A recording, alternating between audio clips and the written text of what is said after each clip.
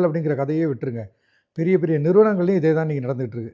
இந்த 4 வகையான லீடர்ஷிப்பில் எந்த வகையான லீடர்ஷிப் இருந்தாலுமே அதை சுதந்திரமாக செயல்பட விடாமல், அல்லது ஒரு முட்டாள்தனமான லீடர்ஷிப்பை தப்பான இடத்துல போட்டுட்டு முதலாளிகள் வந்து அந்த நிறுவனங்கள் அழியிறத கண்ணுக்கு எதிர்க்க பார்க்குறத இன்னைக்கு வந்து ஒரு வேதனையோடு இன்றைக்கி வந்து ஊழியர்கள் கவனிச்சிக்கிட்டு இருக்காங்க.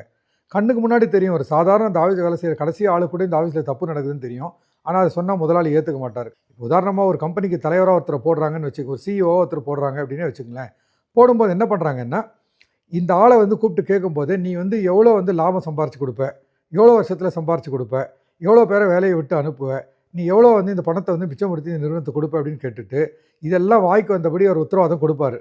கொடுத்த உடனே இவன் என்ன பண்ணுறாங்கன்னா, அவருக்கு வந்து கொடுக்க வேண்டிய சம்பளத்தை வந்து 10 மடங்கு 20 மடங்கு ஏற்றி கொடுத்துட்டு, கடைசி ஊழியருடைய சம்பளத்தில் வந்து 10 ரூபா 20 ரூபா மிச்சம் முடிக்க முடியுமான்னு பார்ப்பாங்க. ஒரு பக்கம் ஊழியருடைய விசுவாசம் போயிடும், இன்னொரு பக்கம் அந்த நிறுவனத்தில் என்ன நடக்குது அப்படிங்கிற தகவலே முதலாளிகளுக்கு போய் சேராது. ஸோ நம்ம என்ன சொல்ல வரோம்னா, ஒரு